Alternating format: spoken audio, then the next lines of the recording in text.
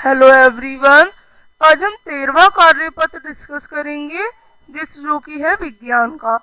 अब वायुमंडल में 78% जो है वो नाइट्रोजन पाई जाती है, जो कि सभी जीवों के लिए बहुत आवश्यक है। नाइट्रोजन प्रोटीन, क्लोरोफिल, न्यूक्लिक अम्ल या फिर विटामिन के यौगिकों का मुख्य कारण है। अब पौधे एवं जंतु वायुमंडलीय नाइट्रोजन का सीधा उपयोग नहीं कर पाते। पौधों को नाइट्रोजन स्थिरीकरण जो होता है, नाइट्रोजन स्थिरीकरण क्रिया इसके द्वारा मिलती है। अब नाइट्रोजन स्थिरीकरण क्या है? वायुमंडलीय नाइट्रोजन को नाइट्रोजन के यौगिक में बदलना, जिन्हें पौधे आसानी से अवशोषित कर सके, ले सके, इस क्रिया को नाइट्रोजन स्थिरीकरण कहते हैं।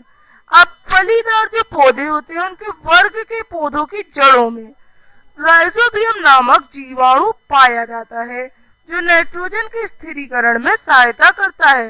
कभी कभी बिजली के कड़कने पर भी नाइट्रोजन का स्थिरीकरण हो जाता है।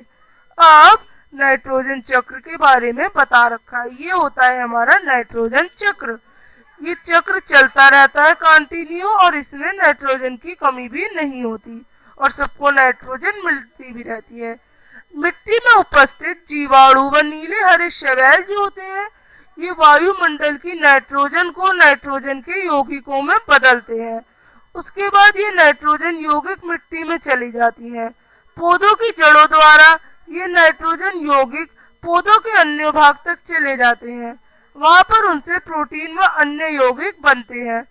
जो भी जंतु इन पौधों को खाता है, तो यह नाइट्रोजन पादप प्रोटीन या अन्य यौगिक के रूप तक उनमें पहुंचती है।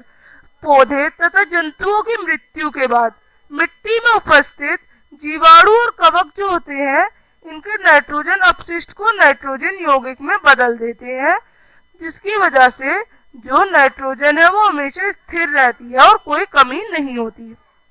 अब प्रश्न पहले का आंसर होगा, फलीदार पौधों की जड़ों में राइजोबियम नामक जीवाणु पाया जाता है। अब नाइट्रोजन को निम्न द्वारा नियत किया जा सकता है। मिट्टी में नाइट्रोजन स्थिर करने वाले जीवाणुओं से हो सकता है, दूसरा राइजोबियम बैक्टीरिया द्वारा, तीसरे नीले हरे शैवाल द्वारा। अब तीसरा, आयतन के हिसाब से नाइट्रोजन 78% वायु का निर्माण करता है। ये पौधे, जानवरों और मनुष्य के लिए महत्वपूर्ण है, क्योंकि ये प्रत्येक जीवित प्राणी के लिए महत्वपूर्ण पोषक तत्व प्रोटीन तैयार करने के लिए आवश्यक है, जो इनके विकास के लिए बहुत ही जरूरी है। चौथा प्रश्न कि ये स्थिर कैसे रहती है? वायुमंडल में नाइट्रोजन का प्रतिशत नाइट्रोजन चक्र और विभिन्न प्रक्रिया जैसे बिजली आदि के माध्यम से स्थिर रहता है। वायुमंडल में नाइट्रोजन की प्रतिशत कमोबेश स्थिर रहती है, क्योंकि कई प्रक्रियाओं से ये होती है। तो इस तरह से वर्कशीट हम करेंगे। अब हम मिलेंगे नेक्स्ट वर्कशीट में। तब तक के लिए बाय।